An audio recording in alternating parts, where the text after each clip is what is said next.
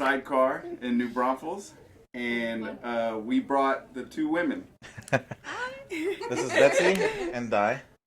Yeah. So introduce yourself and just let everyone know who you are and what your background is. Okay, so my name is Betsy. I am originally from Mexico. I was born and raised in Mexico. I came to the United States when I was 14 years old. So I've been here for about 21 years, and I am married. I have been married for 5 years, somewhere around there. Cool. And what else? I am a hairstylist here in New Braunfels, and I grew up in Seguin, and I live in New Braunfels for the past 7 years. What salon do you work at? I work at the Fix Hair Studio here in New Braunfels. How does one get a hold of you if they want to? If you want to get a hold of me, Betsy B at the Fix or Betsy B Garcia at the Fix. Cool. Either one of those will work. Awesome. Cool. Yeah. Di. So I'm Di. My name is Di Marie. I'm a Tejano singer, which I love to sing everything. I could sing anything. Yeah. It's fun. I love it. Even last night I was having a little fun and singing. So that's what I do. I have 2 kids. I work for DPS. So if you need to get your license renewed, make sure you bring your birth certificate or your passport, or you're not going to get that done. PSA. But yeah, that's me. I think we'd be remiss, and correct me if I'm wrong, you are a Grammy nominee, aren't you? I am, yes. Yeah. That's awesome. Grammy nominated songwriter. Wow. I write my songs. Of course, my brother produces my music. So shout out to David. Amazing producer. So yeah. That's awesome. I think that's awesome. Yeah, it's really that cool. you can juggle all of that at the same time and still explore your craft. Yeah, it's fun. And then I have 2 kids too. They're big already. My son's 18 and my daughter's 14, so they're pretty self-sufficient. Yes, and talk about traveling. Now I'm like, okay, you guys are big. You can take care of yourselves. I'm going to travel now. Like, it's my time. So once they get older, it's like, okay, now let's do me, you know? Yeah. You still do shows on the road and stuff right now, or are you... Well, no, not right now because of all this pandemic and the COVID. So try to be safe. We still get calls to do gigs, but I'm like, no. It's just too risky. It is. It's very risky. Like, I know Cowboys recently, they're getting, I think they have like one more strike and then they're out. They're out, right? Yeah. Yeah, I read that. And this girl knew she had COVID and she still went, and it's ridiculous. Like, it's scary. You shouldn't It's crazy. endangering other people's lives. It's not cool. Yeah, it's just not cool. Yeah. At least get tested. I always say that. So we travel a lot, so my wife, we always get tested before we go, and we get tested after we come back. Yeah. And we quarantine. We've had probably, between the 2 of us, about 16 tests. Wow. Yeah. And the ones that go all the way up the nose, the blood test, all of them. Yeah. I've had it done about 8, 9 times. Wow. Just this week I went and I got tested too, and he went up there like 5 times. He's like, "Ooh, that one didn't work. We're gonna try it one more time. Now we're gonna test you for the flu." And he's like, "I need to get another stick." And I'm like, it was like 4 or 5. Yeah. Wow. Yeah. Wow. That's crazy. Yeah, but negative, guys. I got tested We 3 all times. came in wearing our masks. Just saying. Okay, so I'm the only one that hasn't got tested ever. No?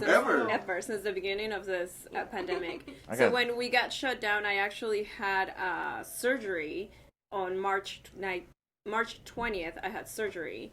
We got shut down or put in lockdown on the 22nd. So I was at home from the entire lockdown because I was recovering from surgery. And then after that, I went straight to work, and I haven't gone anywhere. Like, I go to work, and I go home, and that's it. This is literally the most exposed I have ever been. Wow. Besides work. Besides being at work. Yeah.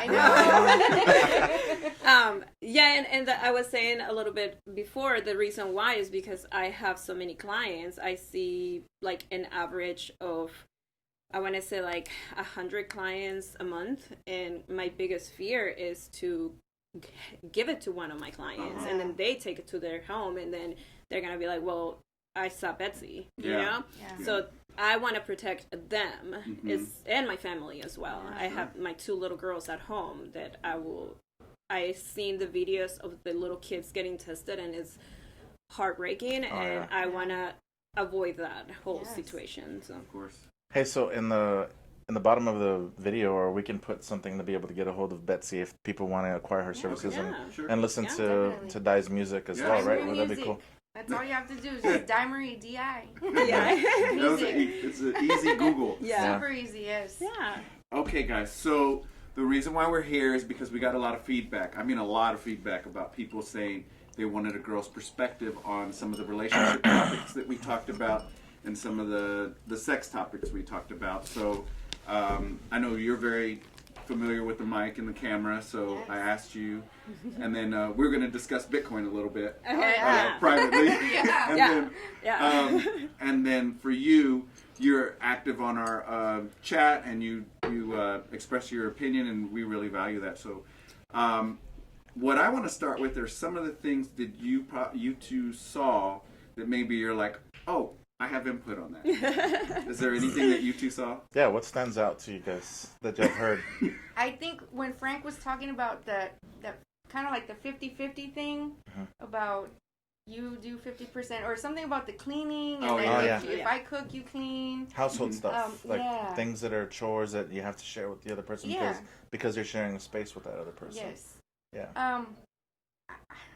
I think that, like you said, or Mike says, if he's cooking, she cleans, or it's kind of like, or just I clean and cook as I'm going, so I'm cooking and then I'm cleaning and I'm cooking and I'm cleaning. So by the time we're done, everything's pretty much clean other than the pots that I've used to cooking. But what was it? I think it was the money thing, like 50-50 money. I was like, that doesn't work. No, that was my buddy. Yeah. My buddy does that with his wife. She has to write a check for the exact amount. I knew people like that, and like 13 cents or to the cent. I think it would start an argument. We both agreed though on that, which is weird because we never agree. Yeah. But we agree that it's not cool. Like we don't think that's cool. I did like 60-40 with my ex, and I've been that way my whole life pretty much. And I guess you and Ali are the same way, or maybe a different. Yeah. It kind of just like, here's the money. This is what I made, and it's kind of like equal. I don't even look at it. It's my money's your money kind of thing. You know? It's just kind of that's the way I feel about it. Like there's no separation. Yeah. You're one. That's the way it should be. Yeah. And I don't really have the problem with Ali pulling too much. She's very modest, so I don't have the problem. And Ollie, you can keep your shoes, girl. Keep your shoes her clothes. Don't let it. We're gonna have to have and address that because my closet is 90% my clothes and 10% is my husband's. Yeah. But my husband actually built me on the side of my closet. He had the construction guys do shelves so I can display all of my purses, all of my shoes. And then he builds me stuff to display all of my shoes because honestly, he doesn't care. I agree with that. I completely disagree with Mike. Hold on. I didn't think about that. Time what if you can't even close her drawers anymore? And what if we're already at 90-10 and she's already bleeding into the 10? I need space. Okay, here is I love fashion. I love clothes. Always have. If I don't wear something in 2 years, I give it away. Oh no, I can't do that. I'm so attached to like all of my clothes. I have size 3s in my closet. I'm not a size 3. The only thing that I have is wedding dresses. The dress I wore for my 21st birthday, which you were there. That red silk dress, I still have that. And a couple of dresses that I wore for like New Year's or like special events, I have those, but those are preserved in a different closet.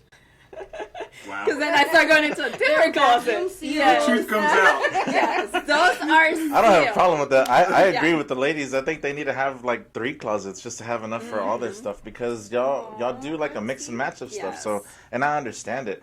I mean, y'all's clothes is way like less expensive, but you can mix and match stuff for years and it'll look good. Yeah. So look at me. I wear a lot of clothes. Like I have leather pants. Like I wear clothes. Buy more drawers. Yes. Maybe. I'm trying. Maybe external closets, like the ones that you can roll and you can have like like just one that you can move out of the way in the room. My solution would be build her own walk-in closet. But that's I did.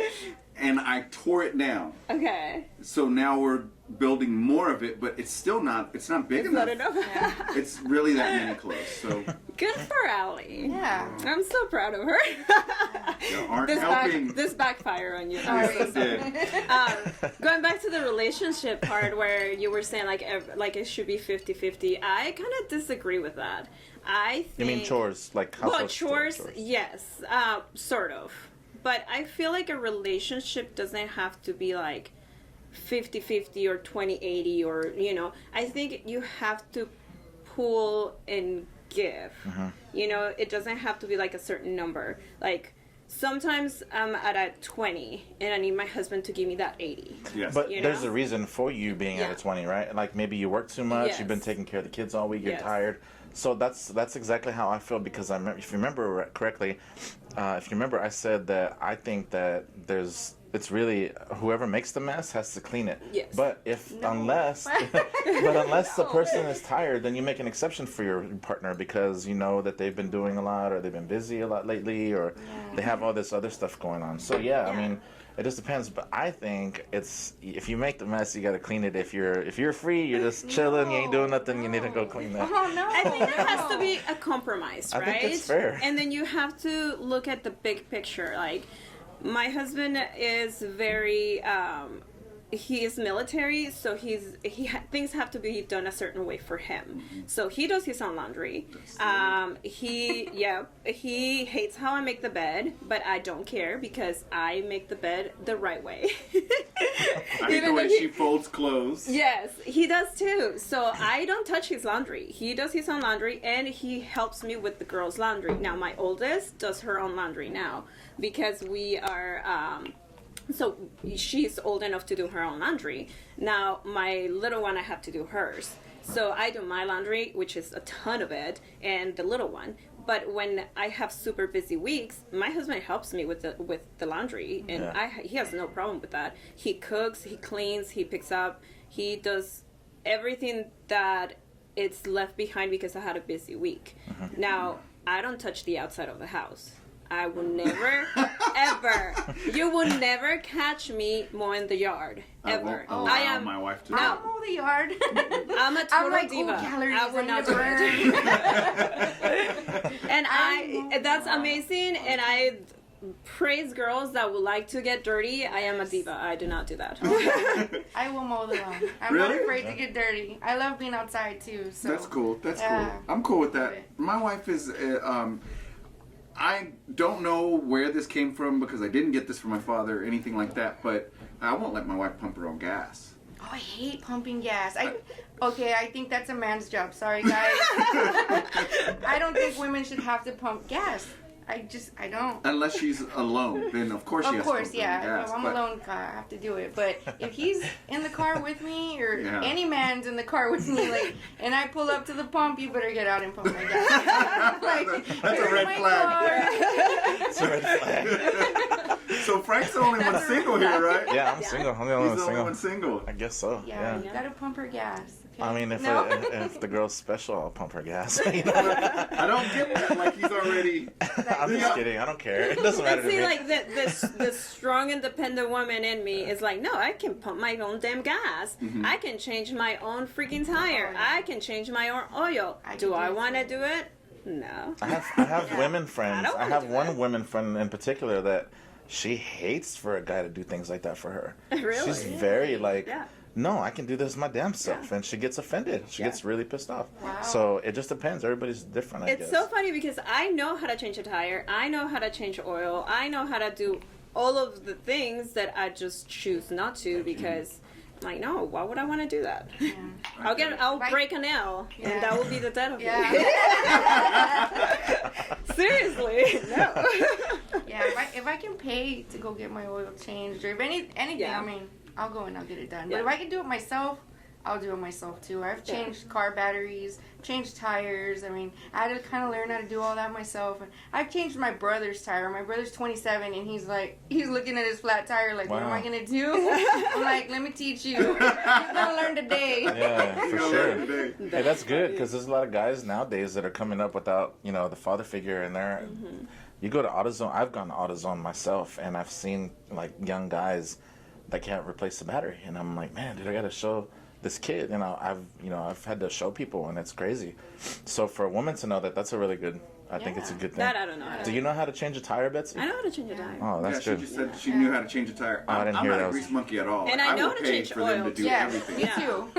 Like I know how to change oil too. My Really? husband, he is a survivalist. I call him that all the time. So he wants me to know like basic knowledge of survival in case something were to happen. Just in case. Yeah, I have a bag in my car full of survival stuff because in case something were to happen. That's a military thing, I think, because I have a backpack that has a first aid kit, has everything in it. Yeah, I carry in my car, in the back of my car, I carry a backpack that has a map, a compass, water, food, those little pills that you take that gives you the proteins and vitamins Are you for talking the about rations? cool. Military rations. I have an There's MRE in my car. Man. We have MRAs at home Wow. because he has all of that set up. So if the world goes to hell, we have backup.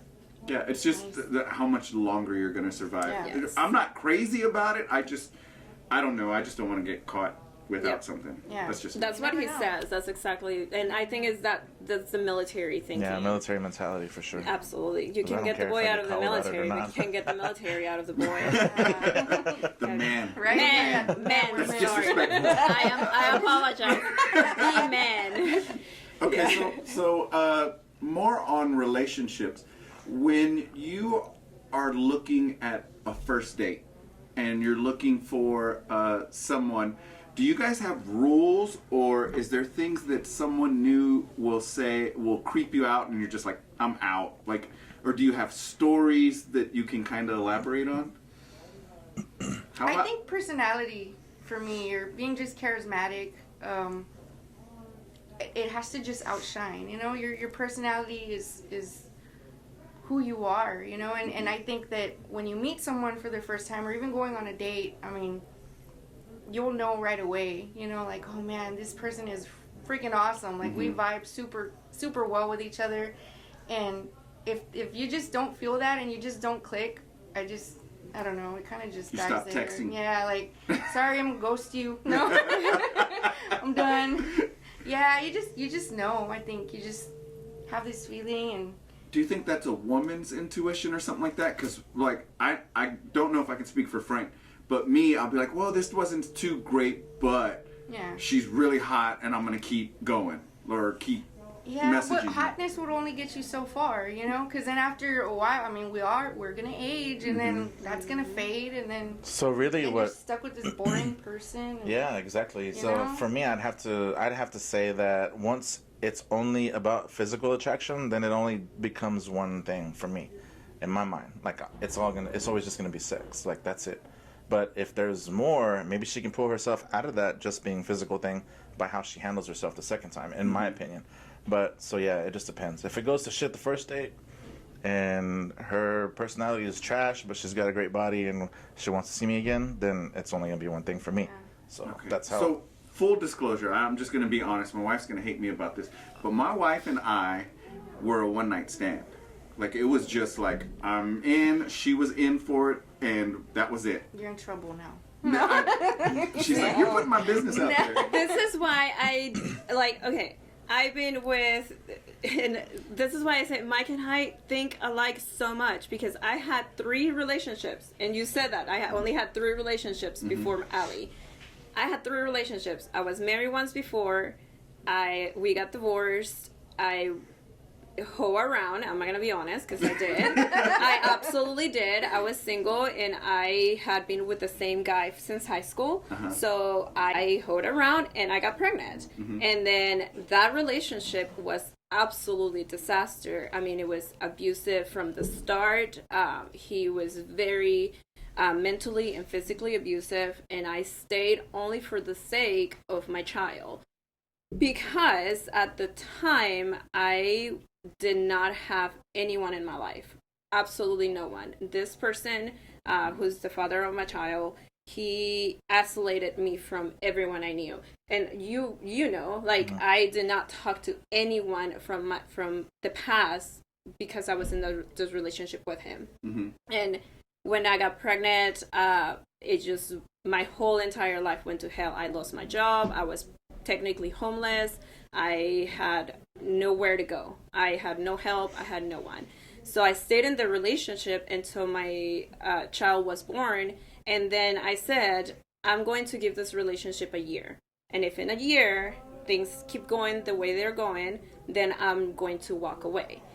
In that 1 year, there was so much mental and physical abuse that I could not handle it anymore. So it got to the point where he and this is going to be one of the stories that I hope women take something out of it, because he was cheating on me, and the phone rang, so I saw it, and I was trying to get the phone from him, and then he wanted to get the keys from my car so he can go see this girl, and I refused to give him the keys. So he was like, you're gonna give me the keys regardless. So he like grabbed me and he slapped the crap out of me and threw me against the wall.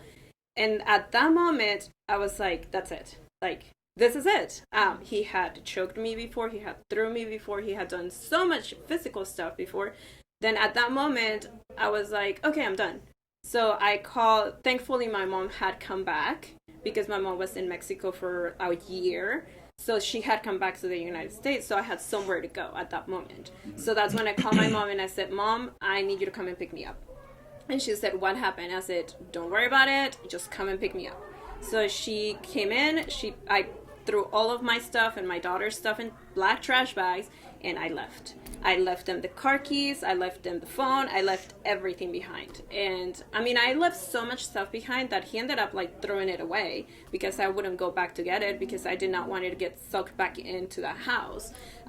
So I left everything behind and I started from start again back in Seguin with my daughter, and I was living in one of my mom's friends' rooms because I couldn't even go back to my mom because my mom she was living in somewhere else.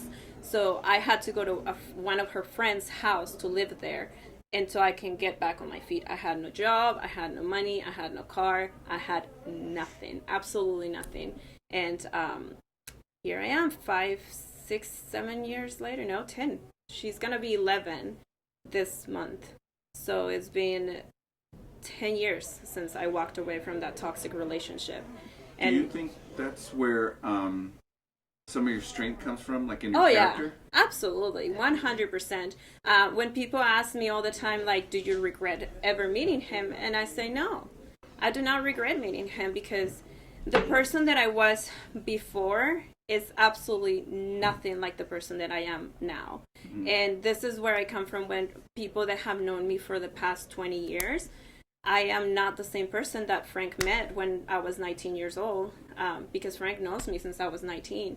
And I am not the same person that I was back then. I was very beaten and afraid of speaking out. I was a people pleaser. I always wanted to please everyone else and do oh yeah. I had to read that book. What is it? Codependency. Uh-huh. It's do you know who the author is? I have it in my car really? Right now. Yeah, I'll go back. It's really, really good. Really? I go back and I reference things and I read it all the time because I am the biggest people pleaser ever. Like it's just who I am. Mm-hmm. I sing. It's what I do. But I mean, I'm always trying to please everybody else, and I leave myself behind, and I lose myself because I'm trying to please everybody else. Yeah. And then I become depressed, and I become, just isolate myself, and I do it to myself, really. Mm-hmm. And then that's how I write my songs. Right, through sorrow. Right? Yes. Sorrow's the best way. Yes, I've written all my songs. I think maybe I've written one happy song, and that's because I think somebody told me, you need to write about something happy, and I'm like, okay. So I did feel happy one time, and so I wrote that song, but all of the rest of my songs are about just going through relationships and just the ups and downs about life and what happens, and I mean, everybody lives it, so everybody can relate, and I love it. Like that's I think that's my outlet. Yeah, sure. Yes. Yeah, but you know, the beauty about artists is you guys have to go through that heartbreak for us to enjoy what you can put out. I always make the joke that I used to joke about Adele. I used to say, I wish that Adele goes through another heartbreak so we can have amazing music. And then she did. And I feel so bad. I was like, oh my God, I put it out in the universe. And it happened. And I feel so bad because she went through like a horrible breakup. Yeah. But she put amazing music. Yes. And it's so relatable. I mean, everybody's been through something that you can relate to, like automatically you listen to the words. Of course, everybody goes through to the beat first. Like my daughter, we were in the car the other day, and she's like, "Mom, listen to this song." So she plays it, and she's like, "Do you like it?" And we're not even halfway through, and I'm like, "Well, I'm listening to the words." She's like, "Who cares about the words, Mom? Like, you can vibe to this song." And I'm like, "But listen to the words. It's about the words." But I'm a songwriter, so of course I'm gonna go and listen to the words and what are they talking about? How deep are we getting in here? You know? So I'm the same way. So I'll give you an example. So my friends always tell me I love this song, and they'll send it to me, and I'll be like, it's crap. Yeah. And they're like, why? And I'm like, it just talks about somebody partying all day. There's no depth in it. Yeah. And it's really it does nothing for me. Well, one time, me and my wife were in New York, and we're dancing to this song, and she was like, oh my God, I love this song. Find it. And it's a Jamaican song. So I said, okay. And it was made in the 70s. So I downloaded it. I listened to it, and I was like, you're not going to like what he's talking about. She goes, I don't care. I want to listen to the song. Yeah. So I said, okay. Well, you know how Jamaicans have different words that they use and stuff like that. So I was like, babe, he's bashing gay people. Oh. And she was like, no. And I said, from the whole song is about that. Yeah. And she was like, no. And I go, yes. A Bata boy is a gay dude. The entire song is about that. And she listened to it and she was like, damn it, now I hate it. You're right. Yeah, songs will do that. Like, you'll listen to something, and for the longest time, I used to, of course, before I used to listen to just the beat, and there's one song in Spanish that I really, really like. And after I listened to the words, it was about a woman being battered, where she left her house, and then she gets killed by some truck driver, you know, and gets thrown on the side of the road. And after that, I can never hear that song the same way. Like before, it was like, man, I like this song, I'm gonna dance, and then I actually sat down and listened to the words, and after that, it was like, okay. But it's really, in my opinion, I feel like that's what you want from a song. You want a really dramatic story. Yeah. And it's not that you want the drama, but you just want to be able to relate to some aspect of that song. So the lyrics are real powerful, and they make the song, in my opinion, a lot of times. Yeah. Sometimes it is the beat. Sometimes it's a combination of both. Sometimes it's only the lyrics. So it just depends. But you got to experiment with that. And that's how I view music. Yeah. I got a question for you, Betsy. Yeah. Like, how do you feel? So would you say that moment when you decided to up and leave? Did you have that in your mind already? Did you think, like, you know what, if he does this and he crosses this line, I'm out? Oh yeah, I wanted to leave him since I was pregnant. I was ready to leave him since I was pregnant. I just didn't have anywhere to go. It was either go to a women's shelter or go on the street. But deep down, though, you kind of already knew that was going to happen. Absolutely, because the physical abuse never stopped. It was never like he never left me bloody. Yeah. He never cut me. I was never bruised. It was mostly mental in like slaps or shoved against the wall or just diminish me as a person. Demoralize you completely. Oh, absolutely. Yeah. Like, he will never walk next to me. If we were walking somewhere, he will walk in front of me, and I will have to walk behind. Don't ever walk ahead of your woman, or it doesn't matter. No. Even if she's not your woman, like, it's just, I don't know if it's just respect for me, but I think it's a respect thing. I think it's a subliminal thing. In your mind, I feel like it's a subliminal thing that you don't even know about. Like, because my ex, like, honestly, she had me walk in front of her all the time. And I was like, nah, hell no, get your ass up here. You're coming with me. We're going together. Like, we walk together, and that's how we are. But she wanted me to be in front all the time. It was weird. And for you to say that your ex was always in front of you and you didn't like it, that's it's a subliminal. I think it's up here. But and also it was from like I have always been treated well. My ex-husband always treated me like perfectly. I didn't know how good I had it with him until I was with this next person. That I realized, holy shit! Like, can I cuss? Oh, okay, I'm like, can I cuss? Okay. Yeah. I don't give a fuck. That's when I was like, holy shit! Like, I had it good. I had a good marriage. We just got married very young, and we just kind of grew apart. Yeah. But you weren't ready. You weren't ready. Oh, we weren't ready. I wasn't ready for my first marriage. Yeah. So I said same here. You're still married? I'm not married. No, I'm not married. We got together when I was 14 years old. Wow. Yeah, 14. So it's been 21 years since 2020. I was 14, and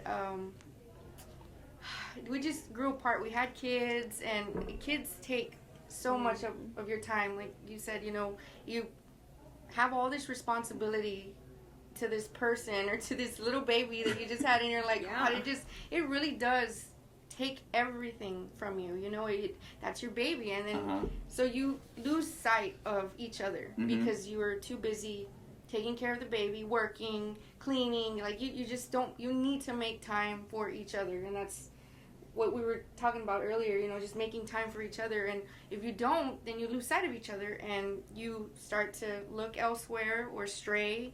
And that's just what happened, I think, is I just was consumed with working, and I thought I was doing everything right. I mean, I was cooking, cleaning, working, taking care of the kids. I mean, I was the best wife ever, in my opinion. Sure. I was rocking it. I was doing it all. And it wasn't until somebody at one of his gigs, because he played also, and he still does, that they were like, hey, he's cheating on you. Like, he cheats on you. And I'm like, no, he doesn't. He would never do that to me, like, ever. Like, it never crossed my mind.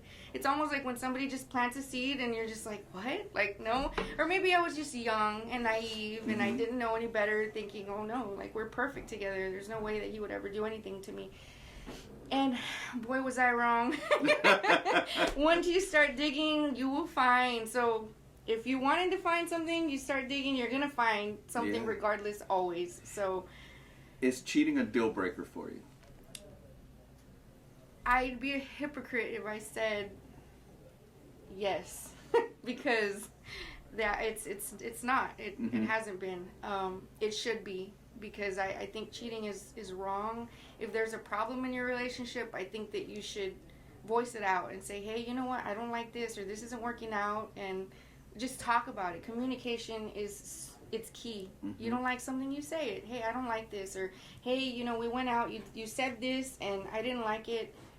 Talk about it. Because if you don't talk about it, how else are you going to know? I know sometimes a lot of people just coop it up and don't say anything at all.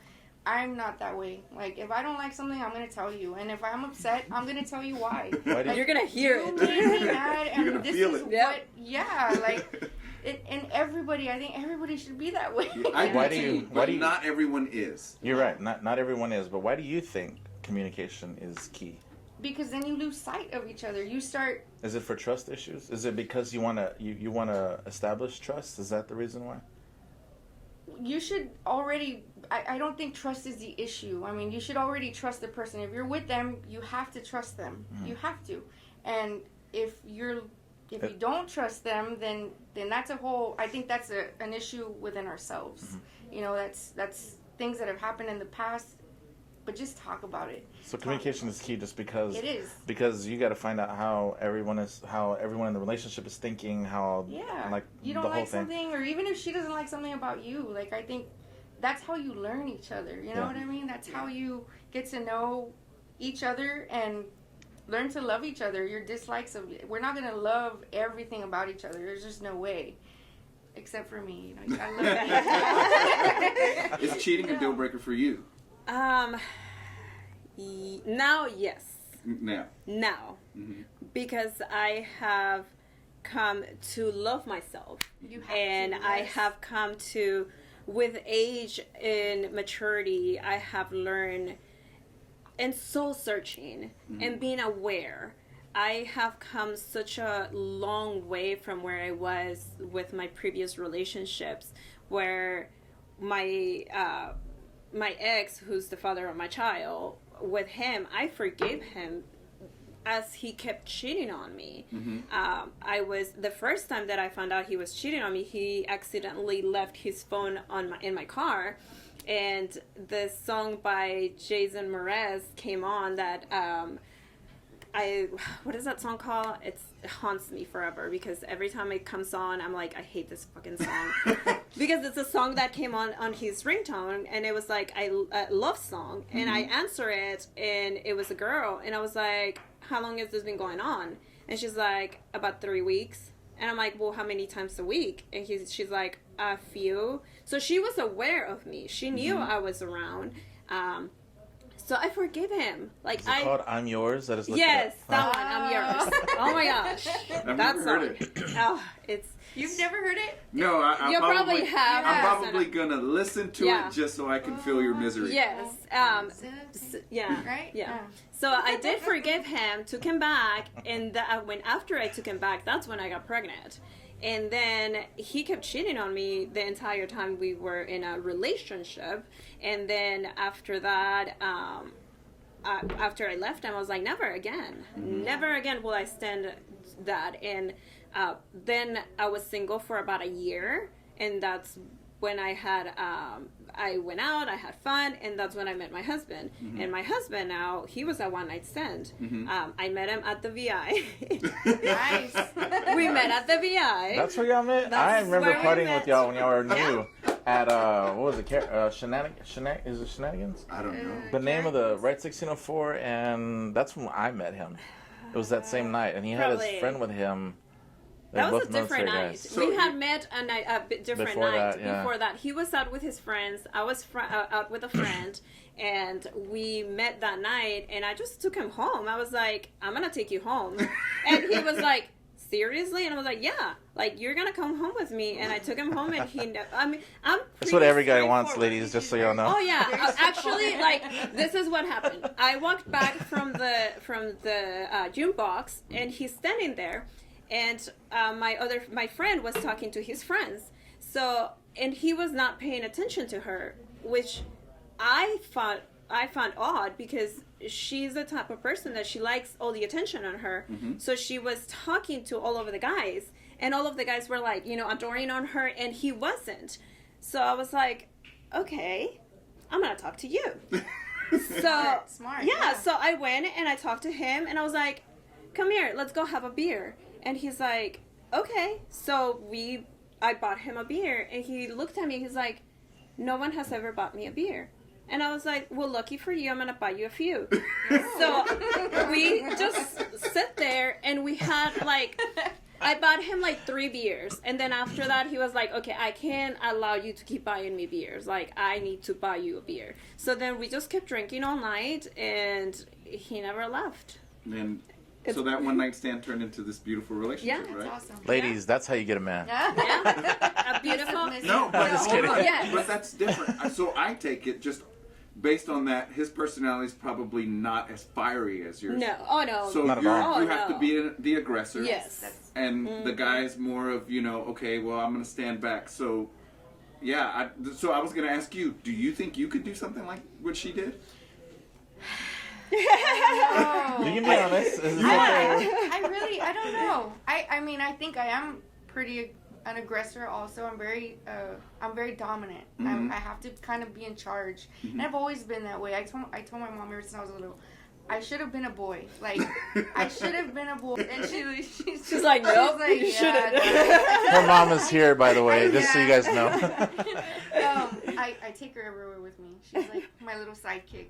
But you know what? Y'all could really pass off as sisters. Thank you. They're really good. Yeah, Yeah. really do. Definitely Everywhere couldn't. we go. Yes. It's really beautiful. Yeah. Like Thank you. you. Yeah. Thank you So, so much.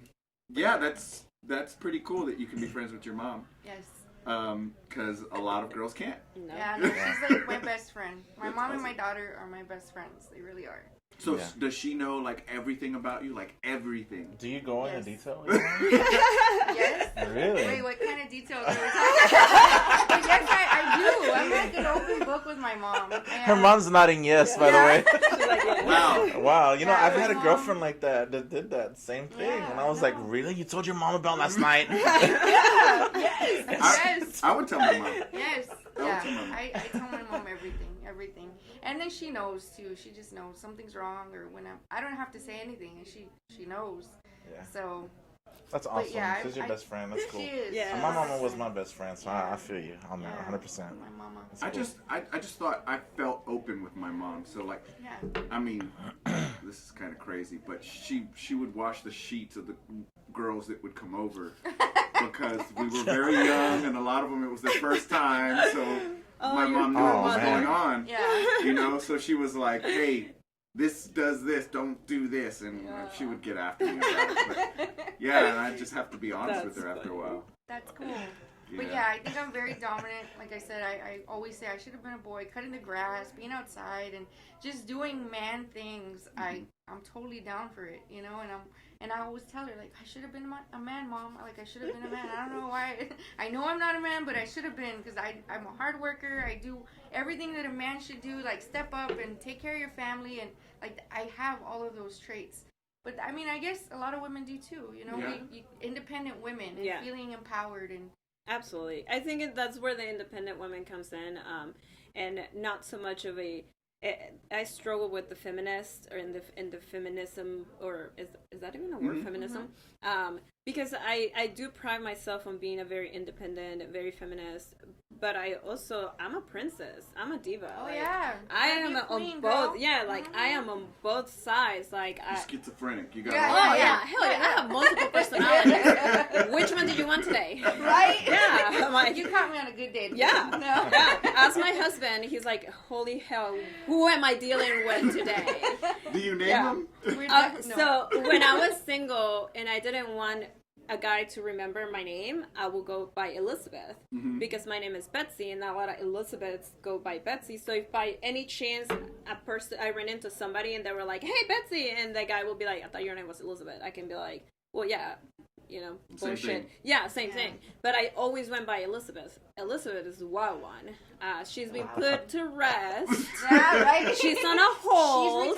She's retired. She's in a not permanent retirement because you never know what's gonna happen. Of course. I love my husband to death, but nothing is forever. Sometimes things are forever. Sometimes they're not. So she's just on hold. She's on hold. She's on hold. You just got her. You got her number. You can call her when you want to. She's just I have standing. friends like that. Yep, she's standing on hold. But and you have to switch personalities. Like in my business, I have to cater to my client personality. Mm-hmm. So if my client is quiet and more reserved, I have to tone it down. Mm-hmm. If my client is as wild as I am, then I can just like be all who I am. But I have to kind of navigate. You got to meet them where they're at. Absolutely. Do you feel that way with like your crowd that you perform in front of? If they're more mellow, and then you just kind of mellow it out? Yeah, mellow it down. Yeah. With music, you can do that. I mean, and you feel the crowd out, like you said. If they're dancing, if they're not dancing, our job is to get you on the dance floor. We want to see you having a good time. So if this type of music or these rancheras aren't working, well, we're gonna start with cumbias. Maybe get them on the dance floor. And if they're dancing, then you're gonna keep playing. I mean, you gotta let them rest too. Yeah. So you gotta kind of tone it down in the middle. But at least you know what type of crowd you're dealing with. So I think most people are that way, and that's the part that I don't like about myself is the hypocrite. Yeah. That's the part I don't like, because I think our first podcast we did that we did not air. I was drinking and I was smoking, and then we did our first podcast, and I was like, dude, I sound way too ghetto. But see, when I'm more relaxed, because I grew up that way. I grew up in a black neighborhood, and that's my person. I'm so comfortable that way. I think we could all, everybody has like a ghetto side, or sometimes I'm at work and I start speaking Ebonics sometimes, and I'm like, man, why am I doing that? But it's just who you're around and who you're with, and that's just the way it is, you know. You kind of. And then I was a banker. Get down. So and then it was like I had to put on my banker voice, and then salesman, you got to put on your salesman. Of course, we're all representatives. Yeah, so I got sick of it, and I just said, I'm just gonna be myself and just grow dreads. Which is funny because my husband makes fun of me, and when I come home and he says, "You sound like a white girl." Because I work with nothing but white girls. There's a couple of Hispanic girls that work there, but most of them I work in New Braunfels. The majority of people here are Anglo. So he tells me all the time, like, you sound like a white girl, or you're dressed like a white girl. I'm like... But your husband's white, right? Yeah, my husband's white. Absolutely. 100%. He is German. He's like, give me the Mexicana. Yeah, he does. Oh my God. The first time I was so angry at him, and when I see red, I forget how to speak English. And I just started cussing at him in Spanish. And he got this goofy ass smile on his face. And I looked at him, I was like, what the fuck are you smiling about? And he's like, say that what you said, but say it in Spanish. And I was like, oh my God, you fucking idiot. Yeah, he was so turned on at the fact that I was yelling at him in Spanish, and he had like this big ass goofy smile on his face, and I was like, this motherfucker. I was so angry at him. I was so angry. But he was all like hot and bothered and shit. He's like, that's hot.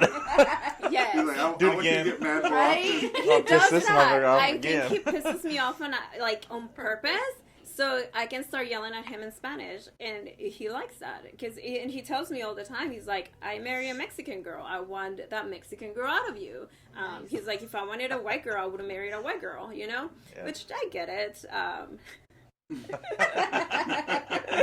But I tell him, like, I am who I am. Like, I can be, I can, go and dance a cumbia and rancheras, and I can go and shake my booty, which I don't have much of a booty. But... Pop, lock, and drop it. Yes.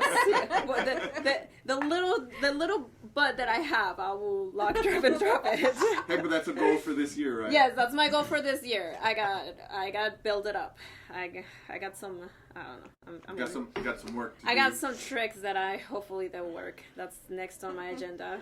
But look, I keep doing this to Frank. I want to hold him accountable because he needs to get back in shape. Oh yeah, he wants me. Why? Oh my God! I've gained but we're working on that. 60 pounds. Yes, we are. I've gained so much weight. It's not even funny, and it's a struggle. Like I said, sodas. I love Cokes. Like. I will skip a meal just to have a soda. That's how much I love soda. I don't know why. Maybe they still put cocaine in it or something. They do. Yes, they do. Yeah, like I love it. I think it's the dependency that we have on the sugary and the what is that? The carbonation. Because when I haven't drank soda since July of 2020. Right? Wow. Yeah, because we're in 2021. Yes. Yeah, so since July of 2020, I haven't drank soda. And it was hard at first because I get headaches. Yeah. And it was that need for the caffeine and for the carbonation and for like the sugar. Yes. But once you get past that point, you're fine. Like you don't even miss it anymore. You just have to get through it. And that's the hardest part. I don't even think it's the sugar. It may be the carbonation because my wife has to have the carbonation. Yeah. I don't like carbonation. Like, I'm going to freak you out. I haven't had a soda in probably like 10, 15 years. Yeah. It's crazy. I cannot stand the burn that goes to... I'd rather have a beer. And when I was younger, I used to shake the soda up. Oh, my brothers and sisters would get so mad because I was like, I don't want it to burn. Yeah, no. When it goes down. I'm like, you're taking all the good stuff out. Don't do that. So what I found, and you might want to edit out because I'm going to drop a name. They're called Bay Bubbles. And they're these cans. They have 5 calories, and they are like really good soda replacement. So when I can't, and I'm like, I need a soda, that's what I drink. Yeah. And it has like 0 sugars, 0. It's just the carbonation, and it has 5 calories on it. Nice. So that's like my go-to when I'm like, I really need a soda right now. That's what I do. You know, the sparkling waters. I'm gonna try those. Thank you, Ollie, for those. I'm gonna try them and.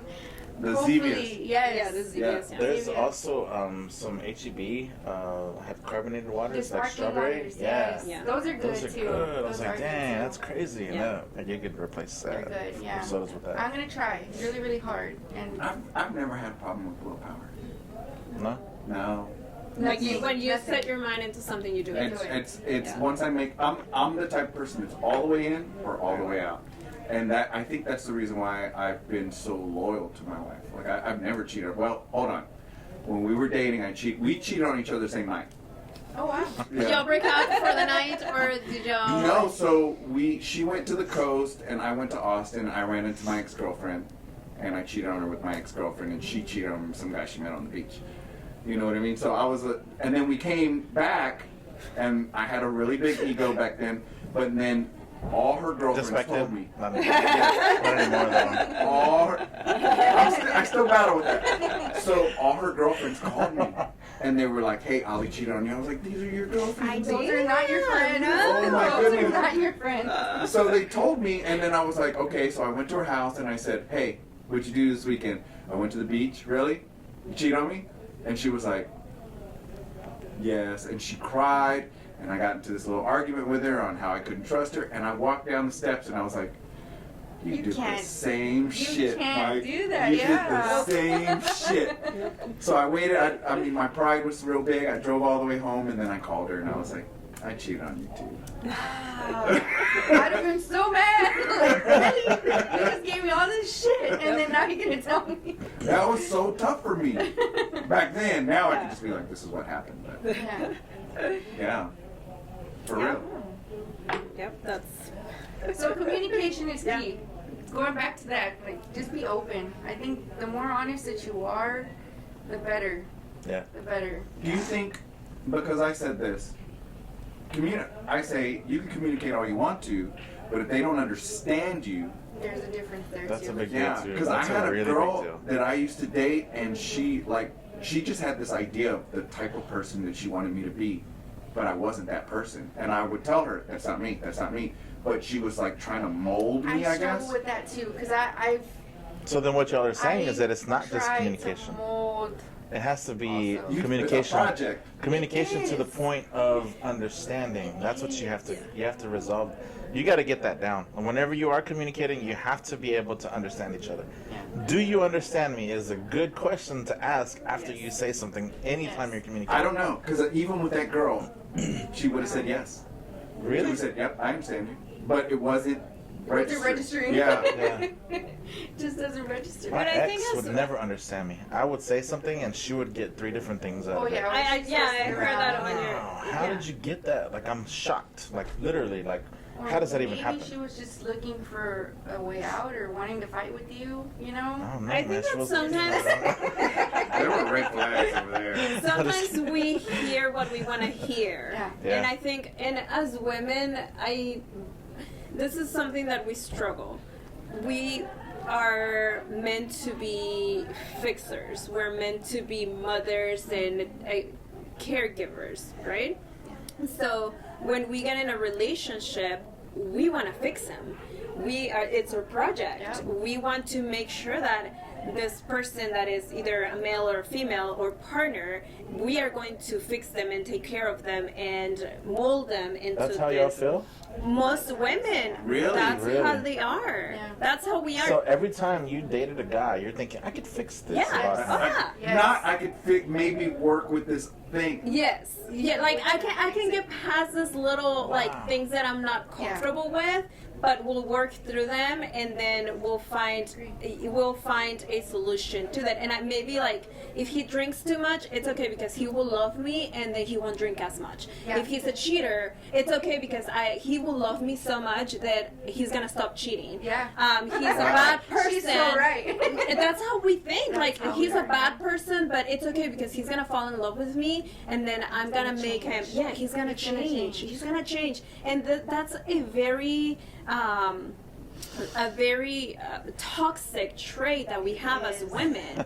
And this book, this codependence Yes. Wow. book, it's more geared towards like alcoholics and Alcohol Anonymous, and so a lot of Like what the addiction. book talks about is addictions and us trying to just take care of them and be there for them and coddle them really and that's what we are. That's what we do. It's in our nature. Yes. I mean, think of how many women that you guys know that stay in very toxic, very abusive relationships. That's me. I've done it. Because they are like, it's okay.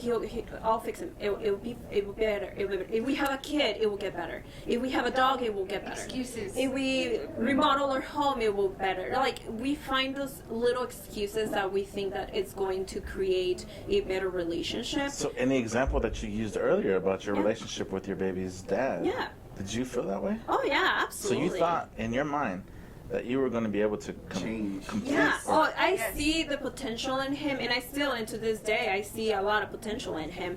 I wash my hands, and I had a conversation with and he's probably gonna be pissed at me if he sees this.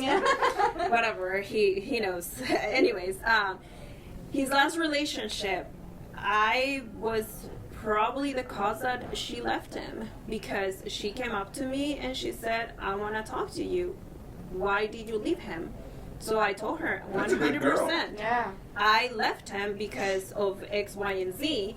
And it's been 10 years and he's still doing the same things. So he hasn't changed in 10 years. So I looked at her and I said, I hope, from the bottom of my heart, I really, really hope that you're the person that changes him. Because many have tried and they all fail, because it's not about us changing them. They have to want to change. So you can engage in a relationship thinking that you might change him, but if he's not willing to, or she's not willing to, then it's not going to happen. That is not going to work, and that's when you get into this really toxic environment. That's why when now with my husband has a lot of faults. He is not perfect. He's far from perfect. But I told him, I am not going to cure you. I am not your saving grace. We're partners. We're partnership. I have a lot of flaws too. So if you're willing to deal with my flaws, I'm willing to deal with your flaws. It's yin and yang, right? Because we need to stop thinking as women it's a compromise. that we have to fix the person that we're with.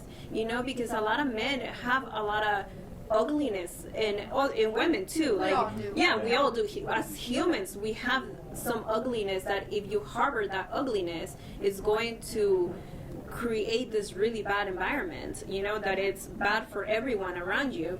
But if you switch it and you own up and you're aware, awareness is super strong word. You have to be aware of who you are, because when you on one of the comments that you say, like, Betsy's ignorant about you're ignorant about something, it was something like probably about my relationship. You're ignorant about my marriage, my marriage, or something and like that. Relationships, because we've been out of touch for so long, absolutely. so there's no way you could know. You know what, that Betsy you do ain't the same Betsy. No. Not. And 100%. And remember, I told you, I said, yes, I am ignorant. Ignorance, I think we need to stop using that as a bad word. It's not a bad word. Or is it an insult? People use that. Yes. People use it. Yeah. No. People don't know what that means. Absolutely. That's why. And then when you find out what the definition is, you're like, oh, it just means that I didn't know. No, yeah. Well, yeah. I'm like, What else ignorance. is it? It sounds demeaning, But it sounds though. bad. It does sound demeaning, but if you take power over a word, or you can be hurt by it. It's like when people call me a bitch, or people call me like certain words, I'm like, well, I am a bitch. I can be. So it's not. I don't take offense. We all. It's really hard for me to be offended because I am very aware. So if somebody comes up to me and say like, I don't like you for whatever reason, I'm like, okay. Like, that's your perspective. I'm going to play devil's advocate for 1 second. You both said that you try to change a man, and y'all both admitted to that.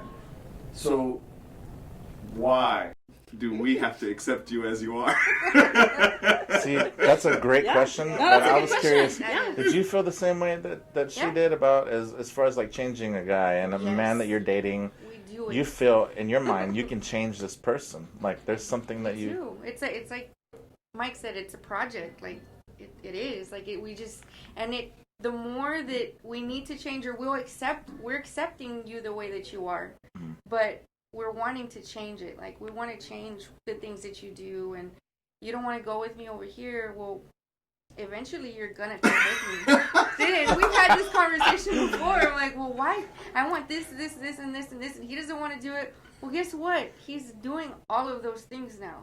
Why? Or why did he change? Or like, what made him say, okay, I'm gonna do this. All right, I'm gonna do this with you, and I mean, it's working, and I'm happy because I'm getting what I want, you know. But it works now. What about us? So I think I might be question. wrong about this. I might completely be wrong about this, but this is the way I feel.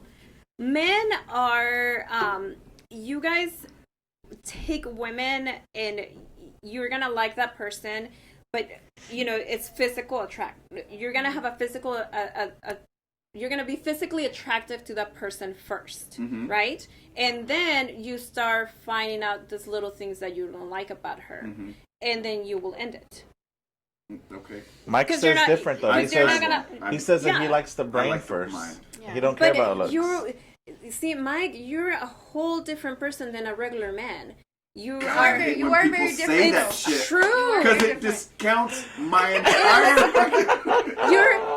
Dude, you are in a whole nother level of awareness than every man that I have ever met. Yeah, including my husband. And like I said, one more time, I love my husband, but there are different men. Like, I know you, I know another, like 2 other guys that I can say, you guys are on a whole nother level of awareness, where most men are very simple.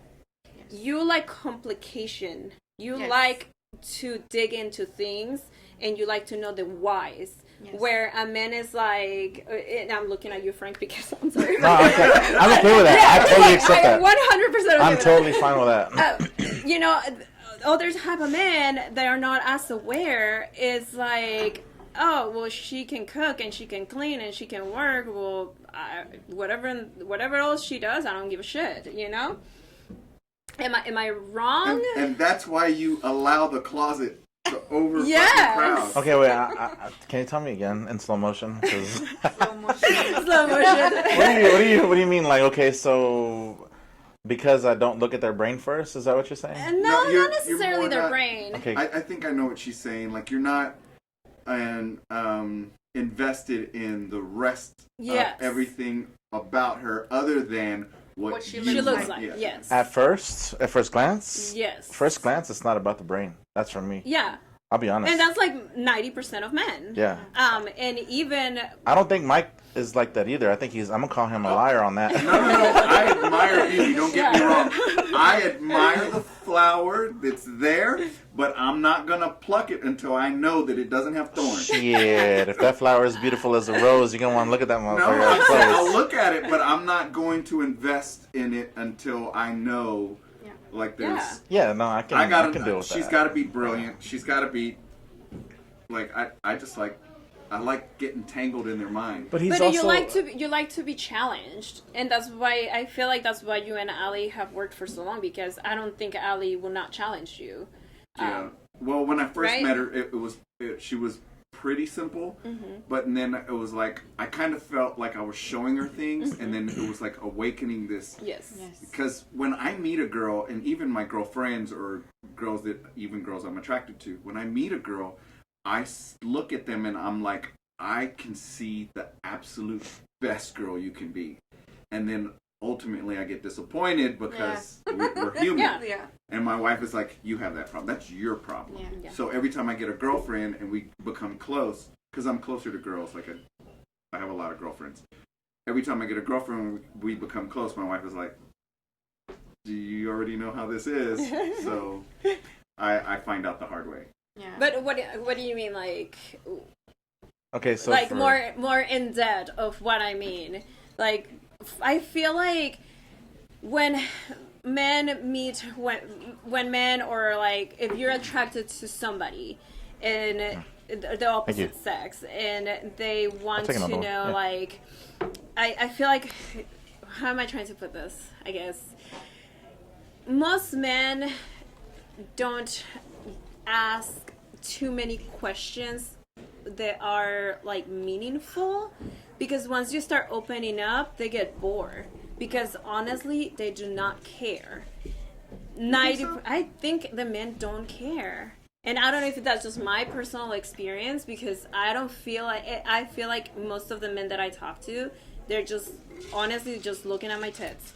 And that's it. I swear to God. Like that's all they're doing. And then at the end of the conversation, they didn't hear anything, you know? That's how I feel. Then with relationships, my husband actually listens to me. Yes, there are times where he's just like, we have talked about this a million times. I'm so tired of hearing you say the same thing over and over and over and over. I'm like, well, why hasn't anything changed? If you're tired of it, then shouldn't it have changed by now? But then he's like, well, why haven't you changed? So I get that. It is a lot of compromise. You have to compromise, but it's usually my way. Until, like, you know, it'll eventually change. Nothing ever really changes. The person never, she's over there like, the person's never, you can't change anybody. And you can, like, this is the best way I can put it. You can get sandpaper and kind of rough out the edges, but there's no way you're going to change that rock. The rock is the rock, and then you could just kind of make it smoother, and that's about it. Yeah, I had somebody like asking me to get back in shape for the longest time already, and they don't stop every chance they get. So you're in the dating pool now, right? No, I'm not. You're not dating, or you are dating. I am. Well, but you're seeing somebody serious. Yes. Okay. Yes, I am. Okay.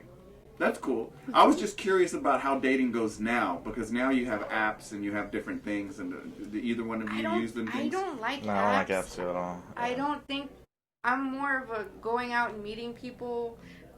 I don't know. I've never tried it. I think it's silly. And then also, when I worked at the courthouse, we had a lot of divorces.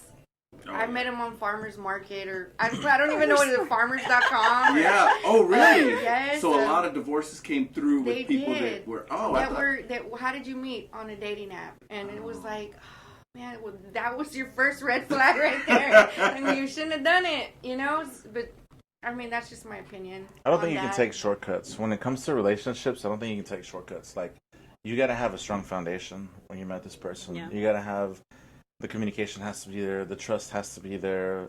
Well, you have to go into the relationship already trusting. If you don't trust, then I mean, I don't know. It's not going to work. I can't do that. Okay, so you can go blind. So when we talked about this, I said that about trust that I don't really care for trust because I trust myself. Mm-hmm. But I don't have to trust. Like, I don't have to trust the girl because I know I'm going to make the right decisions. Right. Do you guys feel the same, or do you guys? He doesn't. He completely disagrees. He believes that he should have trust first. No, I believe that people don't get trust first, that it takes time for me to be able to establish that trust for that person. Because I've invested trust before and I've been burned before. So to allow myself to be burned again repeatedly doesn't make sense to me. And see, I agree with Frank on this. Why bring your past relationships into your new relationship? Because those things have happened in the past, but it's almost like you're cutting the other person short, like, because you've gone through something previously. That's a you problem. Yes. Well, in a sense, but whenever you turn the hot water faucet on, you let it go for a few seconds before you touch it, right? Most of the time. But sometimes you touch it right away. She's like, nope. I get burned. If I'm going to get burned, I'm going to get burned. I'm going to get burned. You have to be. See, that's how I feel. Vulnerable. You have to be in a vulnerable state in order. Yeah. You have to be exactly. But see, you have to be with. I'm here with Frank because I feel like Frank has been cheated on. I have been cheated on, and and I feel like for me, I have to trust that person before I can give him my all. Not because I don't trust myself, but because I trust myself. But you know what's funny to me is that I feel, and maybe I'm wrong, Mike and Dee, tell me, do y'all think that it's wrong how I'm looking at this? Because I feel like y'all think it's almost offensive, like not to trust the person, like right away.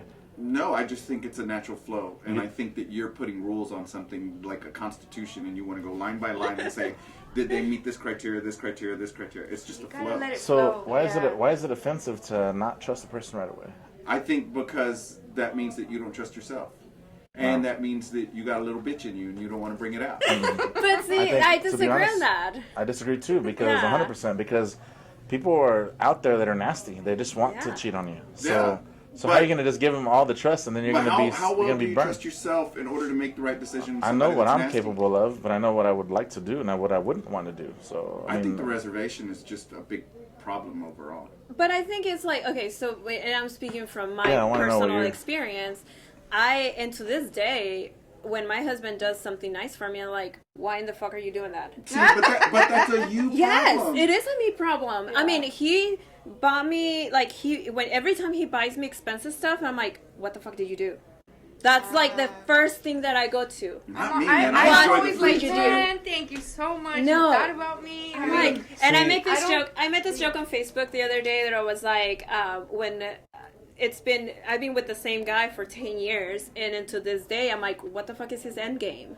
Like, he's married to me. We live together, and I'm still like thinking, what's the end game? When is shit gonna hit the fan? Like, when is he gonna cheat on me? When is he gonna do this? You shouldn't, because you've been in that relationship, and it comes from my own personal burden that I don't 100% trust that person that I'm with. Okay, but what does the reservation actually do for you? Nothing. Absolutely. But I'm curious as to why. See, I kind of disagree with you in a sense, because I think that you can earn trust. You haven't earned your husband's trust yet. I mean, he hasn't earned your trust yet. But at what point will he? Yeah, Does he? I know. Like, can he? Is that even possible? And because for me, it's possible. Me that all but the time. I'm not going to give it right away. Mike wants me to say, "Oh, here's everything. You can fucking trust." No, I didn't say everything. But I'm not going to do that because I already know enough to trust somebody. No, trust me. You have to be vulnerable. You gotta. Yeah, and I agree with that to a certain extent. Be strong. To a certain extent, I do agree with that. But at what point do you say, hey, I know that I've been with this guy for, how long have you been married for? 5 years? Yeah, we've been together for 9 years. Is he ever going to be able to earn your trust? I don't know. That's her thing. That's her issue, though. Yeah. That's my issues. That's my burden. That's something that's my baggage. So that kind of goes back to, like, the worst case scenario would be him cheating on you, right? And he asked if that was a deal breaker, and you said yeah. Yeah. Yes. So if that was not a deal breaker, then you probably would be able to allow more trust. Probably. Because for me, it's not a deal breaker. I hate to say that over the mic, especially with people watching, because of the insecurity that could possibly be there from a girl that is in my future. But honestly, it's not. And I think that I could overcome being burned again or betrayed again, in the sense it would hurt, of course, but it's a betrayal that I could possibly get over. But you're saying that it's not something that you could get over. So maybe that's the reason. No, I can get over it. You could get over somebody cheating on you? Oh, yeah. I have gotten over it. I think, and I was actually listening to this podcast the other day, and this quote, or this woman said, I know how to survive being cheated on. I know how to handle being cheated on. I know what to do when a relationship falls apart. What I don't know is allow somebody to love me completely. I don't know how to do that, because I never been able to open myself up to let somebody 100% allow them to love me, because I have never felt completely loved by anyone. Not by my parents. I'm gonna cry. Not by my parents. Not by my family. Not by the relationships that I've been on. Every relationship that I've been on, I've been cheated on. Every single fucking one. Him too, right? No, except for my last one. Not my husband one, but that I know of. And see, like, I have to make there's that insecurity right there, where I'm like, not that I'm aware of, not that I know of, but every other relationship that I've been in, I have been cheated on. I've been abandoned by my parents. I've been abandoned by my family. I've been abandoned by friends, by people that I loved and trust. So for me, I'm disposable. And that's my own insecurities that scream at me in the back of my head saying, you're disposable. Like, nobody loves you enough to stick around for the rest of your life, So I don't know how to be fully 100% loved. And even though my husband 100% loves me, I don't know how to accept that love. And that goes back to the quote, we accept the love that we know how does that go? We accept the love that we know we earn, something like that. Hang on, I'll look it up. But, I appreciate you sharing that. Thank you for sharing that. I think 10 years is pretty solid. I think it's, and maybe there's something where you're going to have to find something inside yourself to allow yourself to just be that vulnerable, because I'm that way. I used to be real cautious, but now I'm just, even when I meet a new friend, I'm just like, hey, we're besties until we're not. That quote is, we accept the love we think we deserve. Mm-hmm. And I think that's one of the things that stick in my mind. And I've done so much soul searching and acceptance, and because I have so much trauma and abuse from childhood until, a few years ago, that I wanted to be a happy person, and I was not a happy person. I was angry, and I was, because of all the abuse that I have gone through, I was a completely different person. I was a very shitty person there for a few years, and I am aware of that. I was a really, really ugly person, and when I wanted to stop being like that, I lost so many people in my life that they didn't agree with the changes that I was making. I wanted to transform myself into someone else. I wanted to be kinder. I want to be nicer. I want to be happier. And they felt, I don't think that they felt that I was growing in the right way, but I felt that was the way that I should grow. And I am much happier now that I was, 5 years ago. Those people didn't belong in your life. And absolutely. Absolutely. And now I surrounded myself by stronger women, very smart, career-driven women, and that has helped me become more of the person that I am now, which I love the person that I am now. So we're just waiting for you to get there. Yes. Okay. Yes. I think it's possible if you got this far. So. Yeah. You know what I mean? If there's evolution here, but you will get there. Absolutely. And I always say, change is good. Change is good. I have changed so many times that this time I like who I am now. I don't like the person that I was 10 years ago. I don't like the person that I was 20 years ago. But within all this change, a lot of nightmares, a lot of things that happened in my past have had to surface for me to acknowledge them. Like, this is what's creating that wall, this is what's creating that anger, this is what's creating that bitchiness, this is what's creating all that, all that baggage that you've been carrying since you were a kid is what created all of this. But now that I'm aware of it, then I can keep moving on. I can say, okay, well, this is who I am. It's acceptance. You've accepted everything that's happened, and now you can move forward. Absolutely. Yeah. I think our camera's gonna run out, so we can wrap this Marshmallow? up. Yeah, marshmallow. Marshmallow. Has it been 2 hours already? Yeah. Holy shit. Yeah. So that went on by fast. Yeah. And it goes by fast whenever we're recording too. And I told them, I was like, hey, let's try to keep we just start chopping stuff up, but I think I'm gonna leave a lot of this. I think it's all good so far. Yeah, so far. So, I'd like to thank you both for coming. Thank you for inviting us. Thank you for having us. This was fun. Yeah, I really. I think the girls will get a little more insight, and maybe we can get some responses on some of how they feel, and they'll stop beating me and Frank up about it. Get some girls in there, right? Yeah. Here we are. Yeah. Frank, do you have anything to say? No. I like the topic. I think everything's gone really smooth today. Don't forget to like and subscribe. We never ask that, but we would like for more subscribers to be around. I still need to like and subscribe. I watch and I'm like, God, I need to share this. It's just something.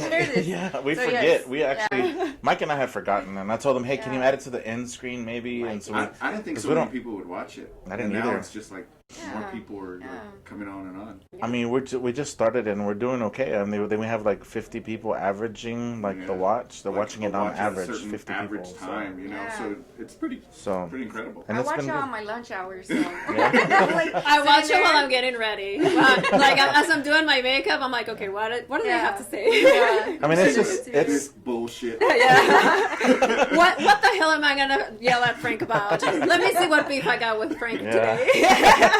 Okay. Seriously. This was fun, guys. I had a lot of fun.